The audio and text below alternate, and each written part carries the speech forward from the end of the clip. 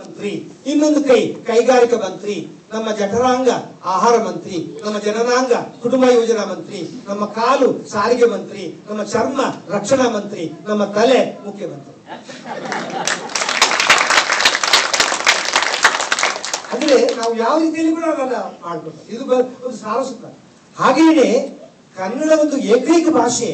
ಹೇಗೆಂದ್ರೆ ಒಂದೇ ಶಬ್ದಕ್ಕೆ ಎರಡು ಅರ್ಥಗಳು ಇರುವ ಹಾಗೆ ಒಂದೇ ಶಬ್ದವನ್ನು ಬಳಸಿಕೊಳ್ಬಹುದು. ನಾನು ಕೆಲವು ಉದಾಹರಣೆ ಮಾತಾಡ್ತೇನೆ, ಬಹಳ ಸುಂದರ. ಒಂದೇ ಶಬ್ದವನ್ನ ಎರಡು ಅರ್ಥದಲ್ಲಿ ಹೇಳ್ಬೋದು.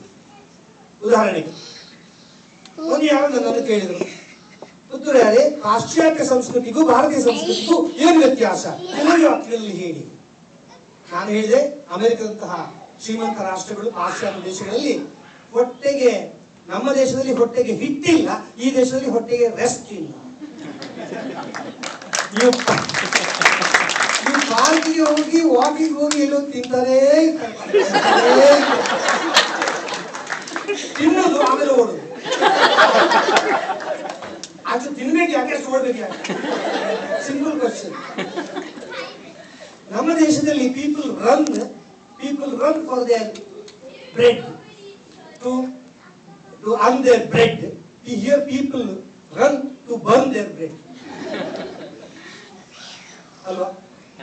ಈ ದೇಶಕ್ಕೆ ಅಲ್ಲಿಗೂ ಬಹಳ ವ್ಯತ್ಯಾಸ ಇದೆ, ಬಹಳ ವ್ಯತ್ಯಾಸ. ಇಲ್ಲಿ ಹೊಟ್ಟೆಗೆ, ನಮ್ಮಲ್ಲಿ ಹೊಟ್ಟೆಗೆ ಹಿಟ್ಟಿಲ್ಲ ಅಷ್ಟಿಲ್ಲ. ನಾನು ಹೇಳಿದೆ, ನಮ್ಮ ದೇಶದಲ್ಲಿ ಹೊಟ್ಟೆ ಹೊರೆವ ಚಿಂತೆ, ಇಲ್ಲಿ ಹೊಟ್ಟೆ ಹೊರುವ ಚಿಂತೆ. ಅಯ್ಯೋ, ಕೆಲವು ಹೋಗಿ ನಾವು ಮನೆ ಹೋದ್ರೆ ಮಾಮ 4 ಸೀಟ್ಗಳು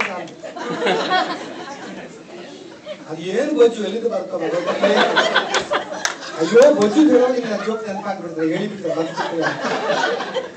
ಪಾಪ ಯಾರೊಬ್ಬ ಧೈರ್ಯ ಡಾಕ್ಟರ್ ಹತ್ರ ಹೋಗಿದ್ದಂತೆ, 500-300 ಪೌಂಡ್ ಹೋಗಿದ್ದ. ಡಾಕ್ಟರ್ ಹೇಳಿದ್ರು, ಬೊಜ್ಜು ಬಂದಿದೆ ಡಾಕ್ಟ್ರೇ, ಈ ಬೊಜ್ಜನ್ನು ಕರಗಿಸ್ಬೇಕು, ಏನಾದ್ರು ಉಪಾಯ ಹೇಳಿ. ಡಾಕ್ಟರ್ ಹೇಳಿದ್ರು, ಏನ್ ಮಾಡ್ಬೇಡಪ್ಪ, ನಿಮ್ದೊಂದು ವಿಧಾನ ಹೇಳಿಕೊಡ್ತೇನೆ, ಬನ್ನಿ ಸರ್ ಕೂತ್ಕೊಳ್ಳಿ, ಇವತ್ತು ವಿಧಾನ ಹೇಳ್ತೇನೆ, ನೀನ್ ಏನ್ ಮಾಡ್ಬೇಕು, ಕುದುರೆ ಸವಾರಿ ಮಾಡು. ಕುದುರೆ ಸವಾರಿ ಮಾಡಿದ, ಹೋದ, 3 ತಿಂಗಳು ಮಾಡಿದ, ಬಂದ. ಡಾಕ್ಟರ್ ಹೇಳಿದ, ಕುದುರೆ ಸವಾರಿ ಮಾಡಿದೇನಪ್ಪ? ಮಾಡಿದೆ ಡಾಕ್ಟ್ರೆ. ಎಷ್ಟು ಮಾಡಿದೆ? 2 ದಿವಸ ಮಾಡಿದೆ. 3 ತಿಂಗಳು ಮಾಡಿದೆ. ಏನಾದ್ರು ಪರಿಣಾಮ ಆಗಿದೆಯೋ? ಆಗಿದೆ ಡಾಕ್ಟ್ರೆ. ಏನಾಗಿದೆ? 5 kg ಕಡಿಮೆ ಆಗಿದೆ. ಯಾರ್ದು? ನಂದಲ್ಲ, ಕುದುರೆ. ಈ ಕಡೆ ಹೊತ್ಕೊಂಡು ಹೋಗಿ ಕುದುರೆ. ಈಗ ಇದನ್ನೂ ಪರವಾಗಿಲ್ಲ. ಈ ಅಮೆರಿಕದ 3 ದಪ್ಪ ಹೆಂಗಸರ ಗಂಡಂದ್ರು ಮಾತಾಡ್ಕೊಂಡಂತ ಕನ್ನಡದಲ್ಲಿ ಹೇಳ್ತದೆ. ಅವ್ರ ಗಂಡದ್ರು ಮಾತಾಡ್ಕೊಂಡು ಮೊದಲವನ್ನ ಹೆಂಡತಿ ಗಡ್ಡ ಹೇಳ್ತ, ಅಯ್ಯೋ ನನ್ನ ಹೆಂಡತಿ ದಪ್ಪ ಆಗಿ ಬಿಟ್ಟಿದ್ದಾಳೆ. ಎಷ್ಟು ದಪ್ಪ ಇದ್ದಾಳೆ ಅಂದ್ರೆ, ಪಾಪ ಸಿಟಿ ಬಸ್ಸಲ್ಲಿ ಹೋದ್ರೆ 2 ಟಿಕೆಟ್ ಕೇಳ್ತಾನೆ. 2 ಟಿಕೆಟ್ ಕೇಳ್ತಾನೆ. ಇದು ಅಯ್ಯೋ ನಿನ್ನ ಹೆಂಡತಿ ಎಷ್ಟು ವಾಸಿ, ನನ್ನ ಹೆಂಡತಿ ಸಿಕ್ಕಾಪಟ್ಟೆ ದಪ್ಪ ಆಗಿದ್ದಾಳೆ. ಹೌದಾ, ಎಷ್ಟು ದಪ್ಪ ಆಗಿದ್ದಾಳೆ? ಫೋಟೋಗ್ರಾಫರ್ ಹೇಳ್ತಾನೆ, ಒಂದು ಶಾರ್ಟಲ್ಲಿ ನಿಮ್ಮ ಫೋಟೋ ತೆಗಿಲಿಕ್ಕೆ ಆಗೋದಿಲ್ಲ.